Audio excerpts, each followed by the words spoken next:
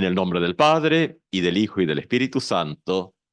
Señor, abre mis labios. Y cantará mi boca tu alabanza. Señor, te confieso todos mis pecados, mis flaquezas y mis fallas, mis muchísimas fallas. Vive con confianza. Dios ha perdonado todos tus pecados, tus flaquezas y tus fallas. Señor, te confieso todos mis pecados, mis flaquezas y mis fallas, mis muchísimas fallas.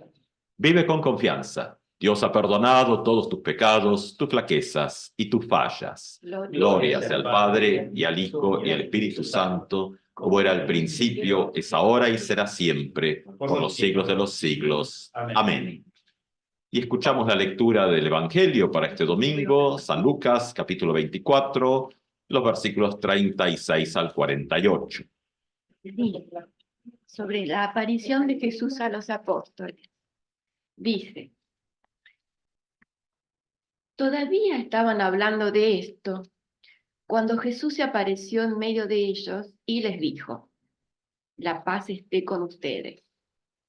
Atónitos y llenos de temor, creían ver un espíritu, pero Jesús les preguntó: ¿por qué están turbados y se les presentan esas dudas? Miren mis manos y mis pies, soy yo mismo. Tóquenme y vean. Un espíritu no tiene carne ni huesos, como ven que yo tengo. Y diciendo esto, les mostró sus manos y sus pies. Era tal la alegría y la admiración de los discípulos que se resistían a creer. Pero Jesús les preguntó: ¿tienen aquí algo para comer? Ellos les presentaron un trozo de pescado asado. Él lo tomó y lo comió delante de todos. Después les dijo: cuando todavía estaba con ustedes, yo les decía: es necesario que se cumpla todo lo que está escrito de mí en la ley de Moisés, en los profetas y en los salmos. Entonces les abrió la inteligencia para que pudieran comprender las escrituras y añadió: así estaba escrito. El Mesías debía sufrir y resucitar de entre los muertos al tercer día. Y comenzando por Jerusalén, en su nombre debía predicarse a todas las naciones la conversión para el perdón de los pecados. Ustedes son testigos de esto. Palabra de Dios. Te alabamos, Señor. Gracias, paz a ustedes. Paz. Tercer domingo de estas 7 semanas de celebración de Pascua, y sí, avanzando hacia Pentecostés más rápido de lo que uno quisiera, pero avanzando al fin. Y nuestro texto que hemos compartido hoy, lo que el leccionario nos trae como lectura para este tercer domingo de Pascua, es el relato de esta aparición de Jesús, o presentación, donde Jesús se hace presente en medio de la comunidad, según lo relata Lucas. Entonces, hemos estado haciendo como un pequeño recorrido, ¿no? El domingo mismo de Pascua, la lectura fue Juan, el Evangelio según Juan. Ahora, el domingo pasado, entre medio ya tenemos otro ahí, que sería el segundo domingo. No decimos después de, porque en realidad es una celebración de Pascua de 7 semanas. Entonces uno dice, primer domingo de Pascua es la Pascua misma, segundo de Pascua, tercero, cuarto, quinto y así.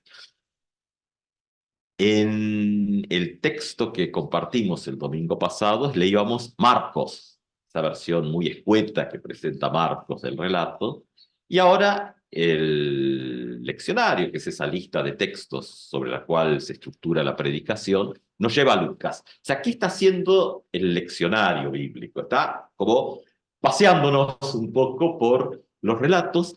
Y también lo que tiene de interesante es que permite observar estas pequeñas diferencias, como cada relator presenta estas historias. Justamente lo que tiene de interesante es que no son crónicas, sino relatos que son testimonio para la fe. Ahora, en este que hemos compartido hoy, reaparece esta cuestión. Claro, estamos leyendo a Lucas, que tal vez históricamente está ubicado entre lo que hemos venido leyendo. Juan, que leímos el domingo mismo de la celebración donde inicia la Pascua, es posiblemente el relato más reciente, el más nuevito entre los cuatro, es nuevito.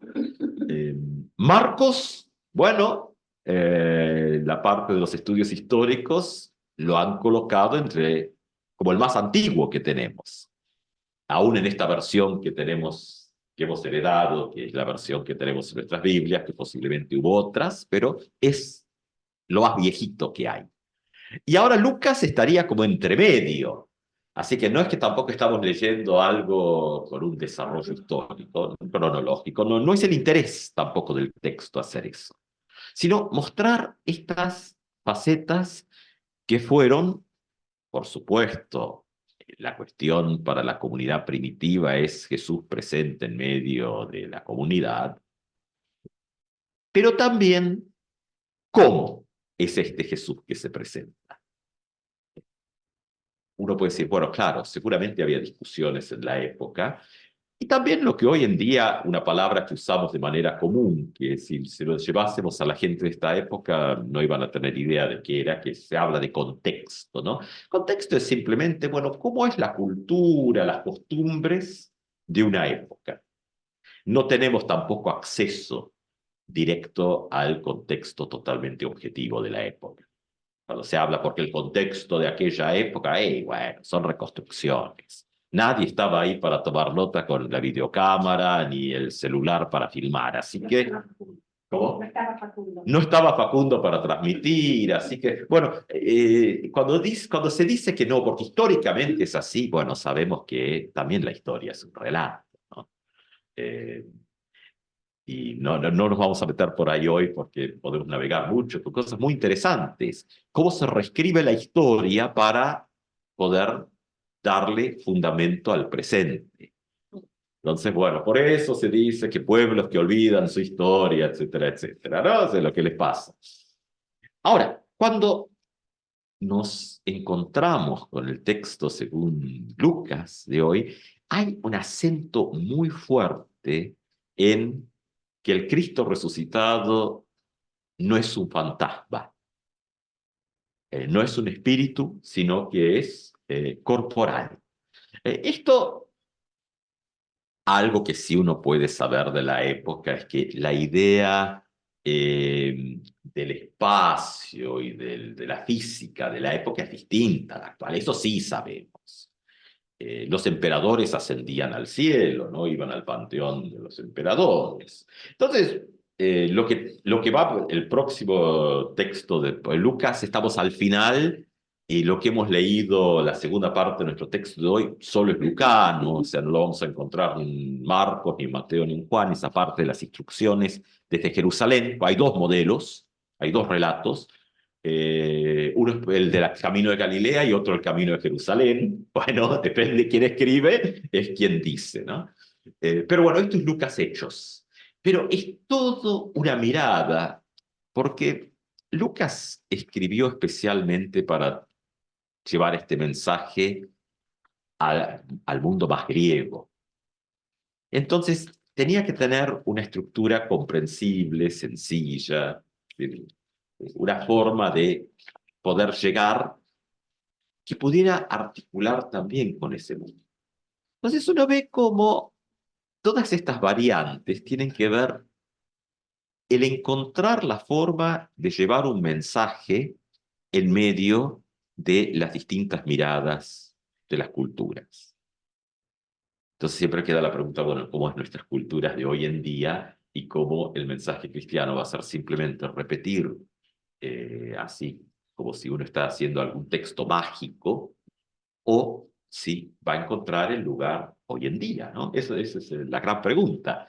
O sea, quienes se quedan atados a la cultura de la época terminan mezclando lo que hoy diríamos fe y cultura. Claro, uno puede decir, bueno, la fe puede existir aislada de la cultura. Bueno, si los seres humanos somos integrales, posiblemente diríamos que no. Pero uno tiene que después decir, bueno, pero ¿cómo volvemos a encontrar el mensaje en la cultura actual? Porque si traemos el paquete del siglo I, ese paquete, con una cultura a la que ni siquiera tenemos acceso, se vuelve totalmente sin sentido. O se convierte en una cosa media mágica, que entonces, bueno, uno repite frases y pasan cosas o no. Pero la dimensión finalmente de la fe, que es el vínculo con Jesús, que es el mismo ayer, hoy y siempre, pero la cultura no es lo mismo ayer, hoy y siempre. Eso cambia. Entonces, ¿cómo entonces encontrar que la presencia del resucitado esté en medio nuestro, en nuestras culturas actuales? Una clave que sí tenemos del texto, que es para este tiempo de Pascua, es las primeras comunidades, según los relatos, pusieron mucho énfasis en levantar este hecho de que Jesús no era una resurrección espiritual. Claro, va a traer, especialmente en el campo lucano, esto muy diferente, porque uno, durante años se buscaban las similitudes. Ya hace tiempo que uno busca las diferencias. Claro, los que ascendían al cielo eran los emperadores, el resto del común no iba a parar a ningún lado, ¿no? Y ahora, este grupo, o estos grupos, porque todavía uno no puede hablar de el cristianismo, estos grupos están diciendo que, por lo menos a los ojos del mundo, si la teología, por supuesto, va a decir cosas más complicadas, pero a los ojos del mundo está diciendo que el hijo de un carpintero ascendió y se sentó a la derecha de Dios. Claro, la teología va a decir, bueno, es el Hijo de Dios, es Dios mismo, la Trinidad, por supuesto, y correcto. Pero desde el punto de vista de lo que estaban diciendo en la época, para el resto, era que los lugares reservados solo para los que tenían la manija, otros, si a Dios se le daba la gana, también podían. Y esa es la comunidad que se está predicando, esta comunidad donde se desarma el modelo de las jerarquías de la época. El estar en lugar de poder se va a convertir en un lugar de servicio para el bienestar y no para las propias glorias, ¿no? Eso decir, bueno, eso va a alimentar seguramente muchas miradas en el tiempo, ¿no? Eh, Así como a veces renegamos de cosas, también son frutos del propio cristianismo en mucha medida. La propia historia, de mirar la historia de manera más lineal y todo, tiene que ver también con estas miradas. Donde Jesús resucita en esta comunidad en forma corporal. Era también una forma de volver a valorizar la vida humana de manera integral. La vida en este mundo era importante. Claro, después esto se traspapeló en el tiempo, ¿no? Eso ya lo hemos mencionado. Es decir, se traspapela porque, bueno, cuando uno tiene una fe en un Dios resucitado como cuerpo y viene la valoración, se debe valorar la persona en su integralidad. El riesgo de las miradas espirituales que pierden la dimensión del cuerpo es, bueno, nos vamos de este mundo, al mundo espiritual. O eh, mensajes que terminan metiéndose dentro. Bueno, hay que sufrir en este mundo porque recibiremos un premio en el cielo.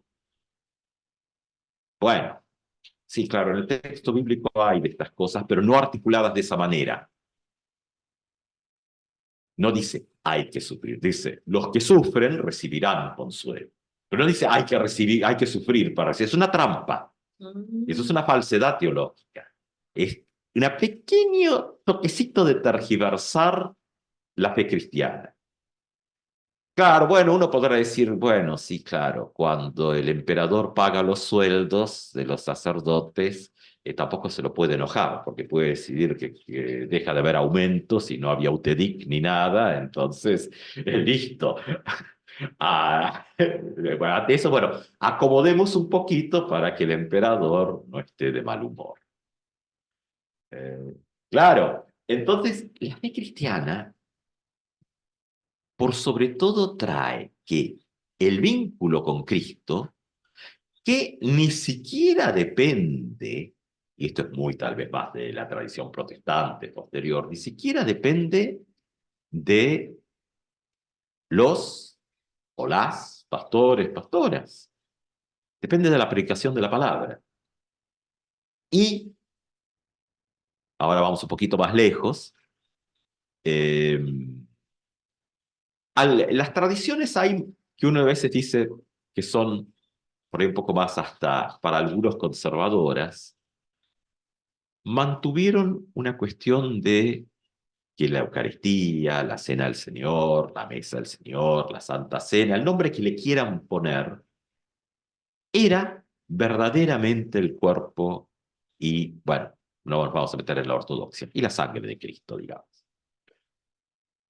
Y uno puede decir, bueno, para algunos una cosa incomprensible, pero lo que estaban diciendo y sigue teniendo validez, es que aun si la predicación es mala, pues claro, en el caso luterano, que tiene, el luteranismo tiene como una cosa así que sospecha de todas las estructuras. Dice, sí, han sido puestas por Dios para el bienestar, pero no quiere decir que estén exentas del pecado, Lutero, por esa cosa, ¿no? De decir, los pecados están perdonados, pero seguimos siendo simultáneamente justos y pecadores. No, no, no. Claro, claro. O sea, el perdón del pecado no elimina el pecado. La vieja tradición litúrgica de la iglesia, los Cordero de Dios que quitas. Y la palabra de quitar es levantar, es como cuando uno quita una piedra. Sí, claro, el problema es que sigue estando. Entonces, ¿qué traía este concepto de la Santa Cena? Leyendo muy literalmente el texto, era que si la iglesia depende justamente de que se predique el Evangelio en su pureza, ¿qué pasa cuando no se predica? Deja de ver iglesia. Bueno, la responsabilidad de quien le toca predicar está. Pero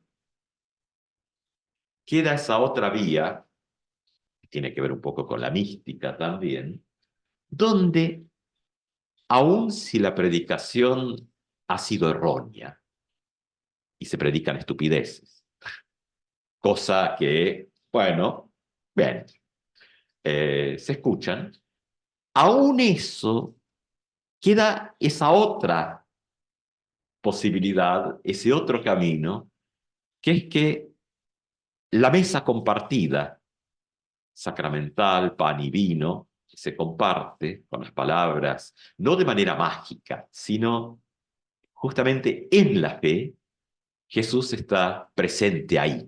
Entonces, si la predicación es una porquería, como muchas de las que uno escucha por ahí, bueno, queda ese otro lugar donde, aun si el predicador o predicadora es un inútil o una inútil, con hacer esto, al menos, y si eso fracasa también, y eso es Lutero ahora, el que la persona creyente tenga el ansia del sacramento es suficiente. Es decir, ni siquiera hay un poder de la iglesia de negarlo absolutamente. Sí, podrá poner límites por cuestiones disciplinarias, comunitarias, sí, pero la cuestión finalmente del vínculo de la fe, no hay institución que le pueda poner frenos. Ni pastor, ni institución, ni consejo, ni nada. Tiene ese puente directo. Ahora, esto tenía que ver con la comunicación y el vínculo de Dios en toda su plenitud con la vida de cada uno y de cada una. Por eso, este énfasis de que el Cristo que estaba ahí no era una cuestión espiritual que andaba por algún lado, sino presente objetivamente en su comunidad. Hoy, con otras miradas del mundo, con otras formas culturales, entonces hay cierto lenguaje que nos puede resultar extraño. Cuando hablamos de la ascensión de Jesús a los cielos, y nos cuesta imaginarnos eso, porque tenemos otro concepto de la física. En la época, como los emperadores ascendían, la novedad era que uno que era un predicador medio ambulante y que lo habían crucificado probablemente por terrorista, ¿no? Porque era para eso, por eso están ahí los otros, por revoltoso, ¿no? Ahí de... Entonces, esta comunidad está diciendo, ese ascendió corporalmente al cielo, que en nuestra imagen de hoy es difícil. En la época de la Reforma también, la discusión con Lutero si la Santa Cena podía ser objetivamente el cuerpo y la sangre de Cristo también estaba discutida, porque la otra posición lo hacía desde una lógica cultural de la física también, decían. O sea, no negaban que Cristo estuviese en el cielo, pero decían, si está en el cielo no puede estar acá. Habían cursado física, decían, bueno, un cuerpo está donde está, ¿no? O sea, hoy la física es diferente. Hoy la física piensa con otro paradigma, pero en la época era eso. Y esto que en realidad tiene que ver con el campo de la fe, tiene que ver con el vínculo que Dios establece a través de Jesús, el Cristo, el crucificado y resucitado, con la vida de cada uno, en el marco de una comunidad, pero que no está atada a que si quien predica, porque todos somos falibles, o sea, acá no es que hay absolutamente perfectos y absolutamente inútiles, no, todos navegamos ahí en alguna cuestión de grado. Tratemos de no estar del peor lado, es lo único que podemos tratar de hacer. Pero entonces está también el otro camino, que está simultáneamente el de la mesa. Y si ese por alguna razón no está, el ansia de la persona de fe es suficiente para ese vínculo que no lo puede cortar nadie. Es decir, nadie nos puede separar, como diría San Pablo, ¿no? Del amor de Cristo. Ni lo alto, ni lo bajo, nadie, ni nada. Entonces, este es lo que, de alguna manera, el mensaje que va entrando con estos domingos de Pascua. Es decir, cómo es este vínculo transformador de la historia concreta, del mundo, por eso Cristo es corporal, pero también de nuestros propios mundos y de nuestros propios entornos, y cómo no dependemos de un sistema sacerdotal, porque por eso, especialmente las tradiciones en general de la Reforma, todas tienen este concepto de que en el bautismo toda persona es incorporada a ese sacerdocio único de Jesucristo en el mundo, y que las otras cuestiones son más bien de orden interno y no de una cuestión especial. Todos y todas parte de esta esperanza en las cuales somos incluidos. Amén.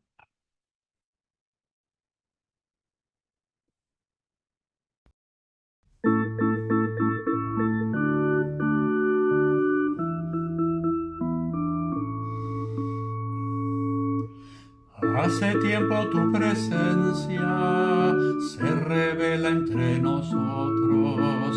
Hay huellas en nuestra vida de aquellos que te siguieron. Son tus señales, tal como ayer, pero hoy también. Revélate y habita entre nosotros otra vez. Queremos que nos enseñes a aceptar tu ofrecimiento de ser luz en nuestro mundo para que alumbre tu reino de vida nueva. Tal como ayer, ven hoy también. Revélate y habita entre nosotros otra vez. Presos de sombras de muerte, quedamos paralizados. Odios, rencores, violencia nos tienen